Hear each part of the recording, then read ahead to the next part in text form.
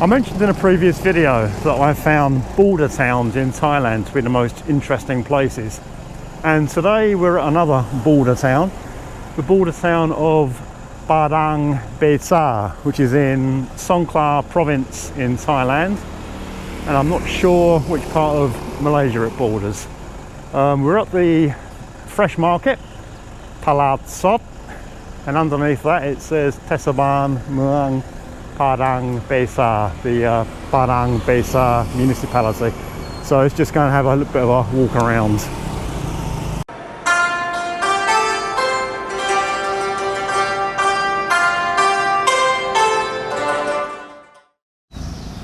It's quiet, but it's certainly a lot livelier than Dannok.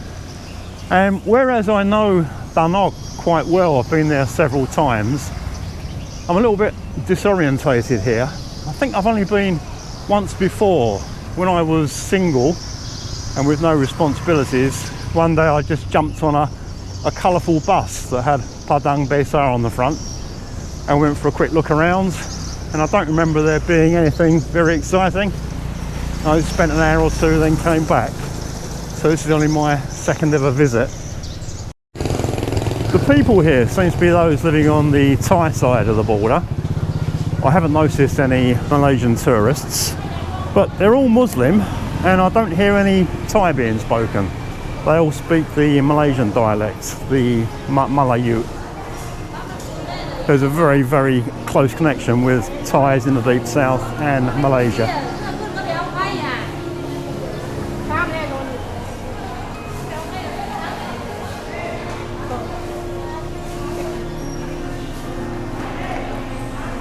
I got a motorbike taxi to this fresh market, and the guy spoke very little Thai. He just spoke Malaysian and a little bit of English. Lots of fresh fish on sale.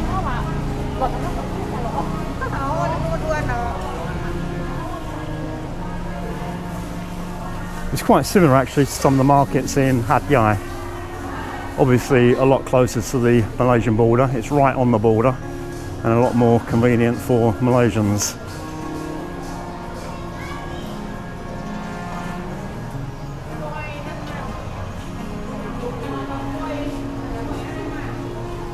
Moo, do you make up? Moo? Okay. This shop's selling pork, so this lady's obviously not Muslim.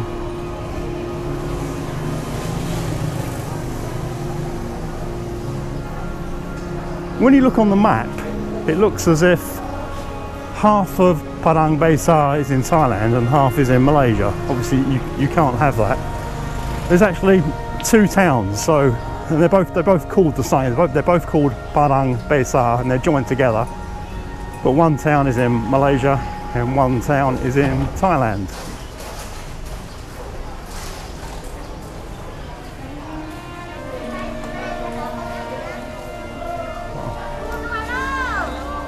Hello, สวัสดีครับ ปลาเยอะ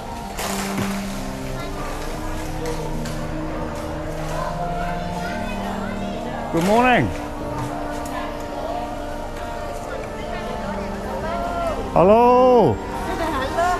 ปลาลายใช่ไหมครับ ปลาดุก Catfish ปลาดุก มาจากไหนนี่ มาจากหัดใหญ่ครับ มาจากหาดใหญ่แล้วเข้าเมืองไทยได้เหรอคะ อยู่ที่นี่นานครับ อ๋ออยู่ที่นี่นานแล้ว นานแล้ว ปิดจมูกบ้าง Okay. She's getting upset that my mask isn't covering my nose. โควิด When my nose is too big. Okay. สวัสดีครับ โชคดีครับ When I went to Dannok, it was a gloriously sunny day. It's very different today. On the drive here, there was torrential rain, and it's now overcast and getting windy, and I suspect there'll be more rain soon. And it's a very different atmosphere to Dannok. In Dannok, it seems to be all about tourism, whereas here, there's a lot more commerce.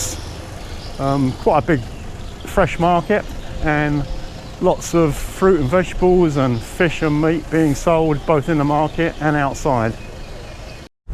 I parked in what I thought was the central area of town and then jumped on a motorbike taxi to go to the fresh market. And now it's time to go back. I can't find any motorbike taxis to take me back. I guess with so few tourists around, those guys have got so little business, it's not even worth going out, so stay at home. So this looks like it could be quite a long walk. I just passed a mosque, and this is a Buddhist temple. And in this part of southern Thailand, there's a real mixture of religious beliefs. From what I can make out, this is the main road near to where I parked the car.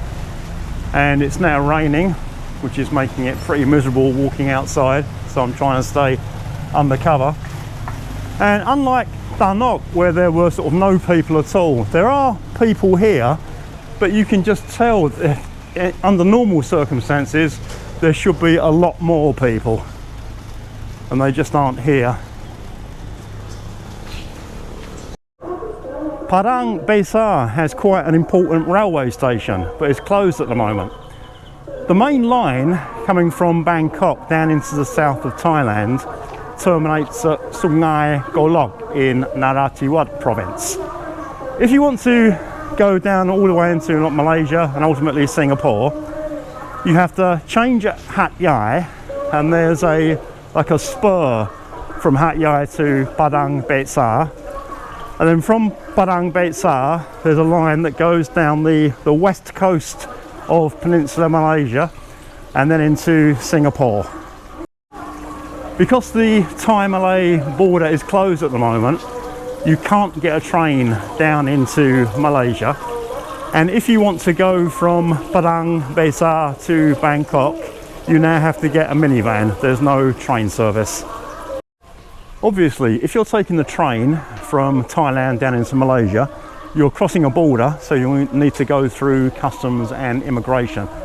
And I'm not sure exactly how it works because I've never done it myself, but at some point you'll need to get off the train with all your luggage, then go through customs and immigration, and then get back on the train.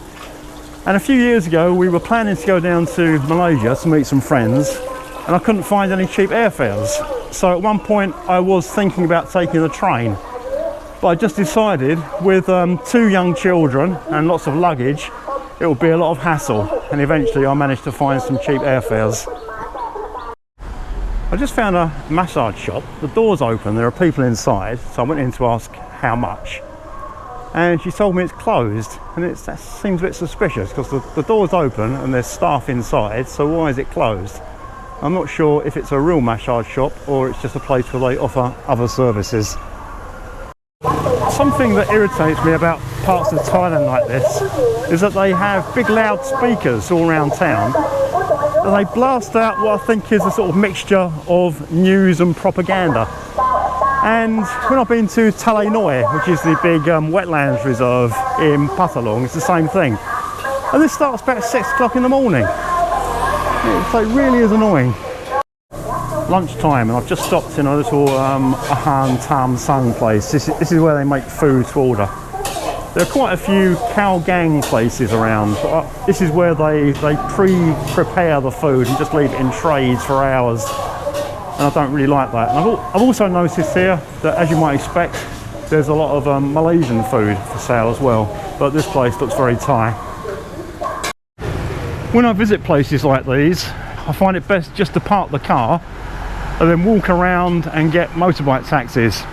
If I drive myself, I'm not really sure where I'm going, and I've got to keep looking for parking spaces.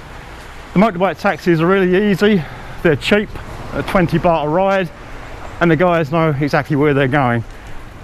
Thais won't walk anywhere, so if I'm with my wife, I can't walk, but when I'm on my own, I find this is the best way. Here's a Chinese Buddhist temple.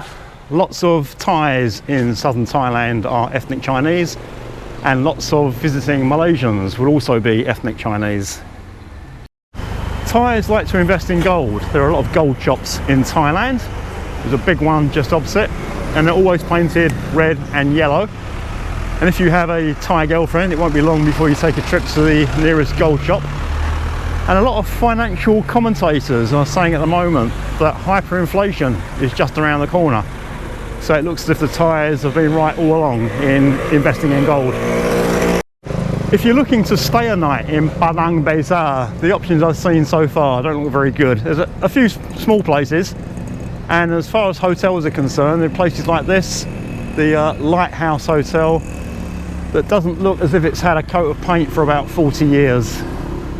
But I guess that most people don't stay here, they just sort of come for the day and then go home.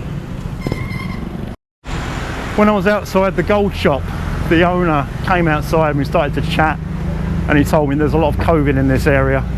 Apparently there's a village nearby where there were 5 cases yesterday. One of the things these border towns is quite famous for is prostitution. And just walking around Padang, it's not sort of in your face. I'm sure it's here, and I'm sure that if you want to find it, you can. You just need to speak to a few taxi drivers and they'll show you. But as I say, it's not in your face. Whereas Dannok, before COVID, it's everywhere. You know, there's always these karaoke shops everywhere, so it's pretty obvious what goes on there. And it's a bit seedy, and there are quite a few comments in my Dannok video from people who really don't like that sort of thing. But like I say, it's not really that obvious in Padang, although I'm sure that it does exist. Dannok and Padang Besar are both border towns on the Thai-Malaysian border, but they're both completely different. As I said in the Dannok video, a few years ago there was nothing there, and there's been a huge amount of construction, and now there's a lot of hotels. It's a lot newer and it's a little bit artificial, whereas here it's a lot more authentic. Just by looking at the buildings you can see they've been there a very long time. So if you want to visit a border town in this part of the world, you need to decide what it is you want. If you want an authentic experience, then Padang will probably be better. If you want a comfortable experience, Dannok has got some very comfortable hotels, and there's actually more to do in Dannok, especially if you've got kids, with the Asian cultural village. In Padang there's not really any activities apart from shopping. You know, you can buy fruit, vegetables, meat and fish.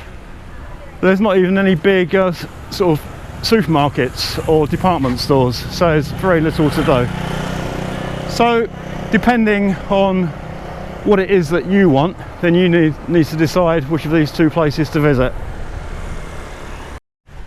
I've spoken to a few locals about what Malaysian tourists like to do when they're here, and apparently there's a few places a bit out of town where they like to visit. There's some kind of hilltop where you get good views, and there's a big temple they like to visit.